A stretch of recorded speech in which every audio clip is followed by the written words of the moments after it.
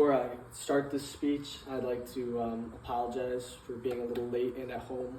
I communicated I had some health complications. So I do apologize about that, and thank you.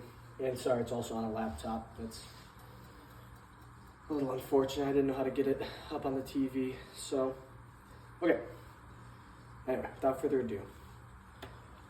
Imagine if you worked a job and you are an essential employee, more essential than almost any employee. The entire company would not work without you. Yet you got compensated no money and weren't allowed to go make money for yourself.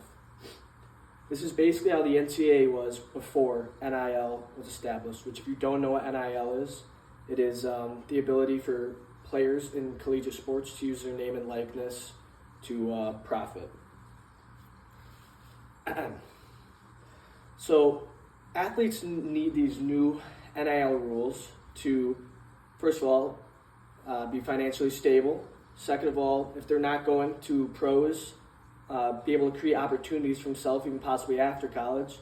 And then lastly, if they are going pro, to hopefully stick around in college and be able to finish out their education and get a degree. So as students, we obviously might have friends, or we ourselves might be a student athlete, so this affects every student. And I'd also like to say that I love college sports, and I follow college sports very heavily, so I feel I am informed to talk about this. And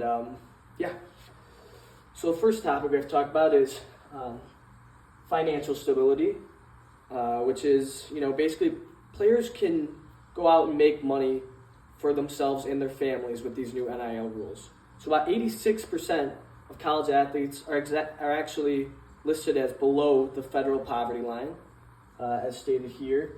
And less than 60% of athletes actually even make any kind of scholarship money at all. That's even half scholarship, full scholarship, core scholarship, whatever it is. Less than 60% actually make any kind of compensation for school and for scholarship money. And obviously money is made off of them and they don't get much of that back. So, but using image can help with this. It can help with students, families. It can help with them getting food. It can help with them, be able to put a roof over their head, get clothes, do whatever they need for their family, and with as hard as they're working for their schools. Next, NIL actually creates opportunity for these student athletes, especially the ones that aren't going on to the pro, which is actually less than 2% of student athletes will even go to the pro anyway. And micro-influencers, which are a big thing right now, are considered people with 2,000 to 100,000 followers. And, these micro-influencers are becoming bigger and bigger. And it lets athletes who won't go on to compete at a high level actually capitalize and get endorsements and make money for themselves and for their families. And some of these athletes include, right here listed, is Nicole Webb, who actually recently got a partnering with Shucking Shake Oyster Shack. And also Cade Miller, who's a Nebraska football player. And he got an endorsement with the restaurant Muchachos. Sorry about that. And then the last big topic I'd like to talk about is that players will stay in school. And this is a big one, I think, because nowadays we hear all about the one and dones, which if you don't know what that means, a one and done is a new thing, not new, but it's been around since probably say 2010, 2008, something like that. It was kind of when it started getting popular, but it's basically where players go to college for 1 year, maybe 2, whatever, and then they leave college, don't even finish with a degree, and just go straight to the pros. And we see it more and more nowadays, before the NIL especially, where players would just see no reason to stay in college because they're not making any money. But the NIL can actually help with this. People will see that we can make money in college and not just the pros, and want to stay a little longer in college. And some statistics that actually show how big of a problem that is for players that go pro, not having education, is 78% of NFL players are broke after 2 years of retiring. And about 60% of NBA players are broke after 5 years, which obviously are staggering numbers.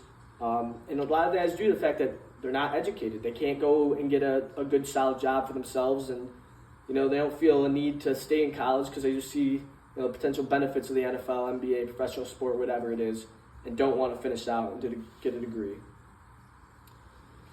And then finally, in conclusion, I'd like to preface that Financial stability, opportunity, and keeping athletes around are very positive things for the NIL. And the NIL helps keep these players compensated, helps be fair to them and not just the universities. Because universities make more than enough money to at least allow players to use their name and their likeness to make money. My sources included Investopedia.com, IonSource.com, and ReflectorUND.edu. Thank you.